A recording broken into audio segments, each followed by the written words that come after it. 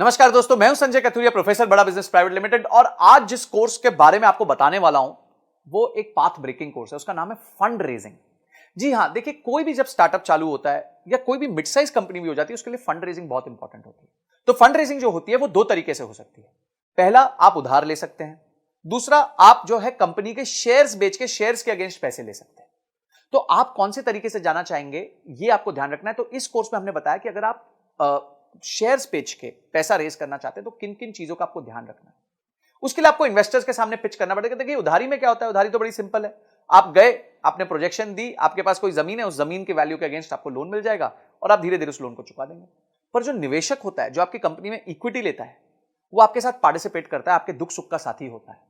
तो इसीलिए उसको आपका बिजनेस के समझना बहुत ज्यादा जरूरी होता है। और इसमें आपको बहुत चीजों का ध्यान रखना पड़ता है। पहले आपको ध्यान रखना पड़ता है कि किस तरीके के निवेशक को आपको जिसको पास जाना चाहिए, आपका ऑब्जेक्टिव क्या है फंड रेज करने का, आपको इन्वेस्टमेंट चाहिए क्यों, आपका बजट क्या है, आप क्या करोगे उस पैसे के साथ। उसके बाद जब आप पैसे ले लोगे तो उसमें कहां उसको निवेश करोगे, निवेश करने के बाद किस तरह के रिटर्न्स कमा के दोगे। समझिए, आज आपका रेवेन्यू 1 करोड़ रुपए साल का है और आपने 5 करोड़ रुपए रेज किए, तो इस 5 करोड़ के साथ क्या आप अपने बिजनेस को 1 करोड़ रुपए साल के से लेके 10 करोड़ तक लेके जा सकते हैं।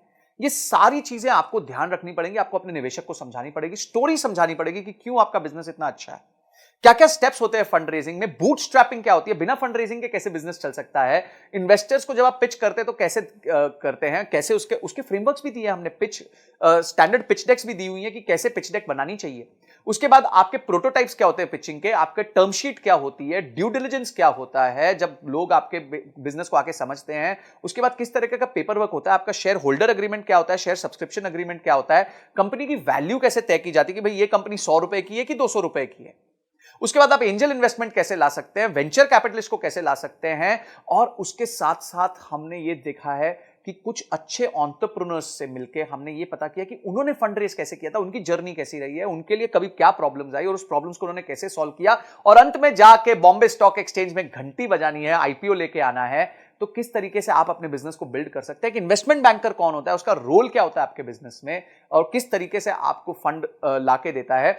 आप उसके बाद इन्वेस्टर रिलेशंस कैसे मैनेज करते हैं, जब निवेशक बोर्ड पे आ जाता है उसके साथ कैसे अपना आप रिलेशन मैनेज करेंगे। ऐसी 32 पावरफुल वीडियोस हमने बनाई हैं जिसमें case studies, examples, real life cases हमने लिए हैं, जिसको आप यूज करके फंड रेजिंग कर सकते हैं। तो बाप रे, इतना सुनने के बाद ही आपको मन करना चाहिए कि मैं इस कोर्स को अनलॉक कर लूं, इमीडिएटली अनलॉक कर लूं और जाके सारे वीडियोस को ध्यान से पढूं, उसको इंप्लीमेंट करूं और उसके बाद उसके रीडिंग मटेरियल्स को पढ़ के उसको और डीप में समझूं। तो ये सारी चीजें हमारे एक ही कोर्स में इतना सब आपको मिल जाएगा, इतनी सारी आपकी प्रॉब्लम सॉल्व हो जाएंगी। आपका गोल है अगर कि कंपनी के लिए फंड रेज करना है तो आप इस वीडियोस को देख के बहुत अपने आप को इक्विप कर सकते हैं, प्रिपेयर कर सकते हैं। इसके साथ हमने 450 फंड्स की लिस्ट भी दी है जिनको आप अप्रोच कर सकते हैं, उनके फोन नंबर के साथ, उनके किसको आपको अप्रोच करना है उसके साथ। ये सारी चीजें हमने इसके साथ फ्री रिसोर्सेज दिए हुए हैं।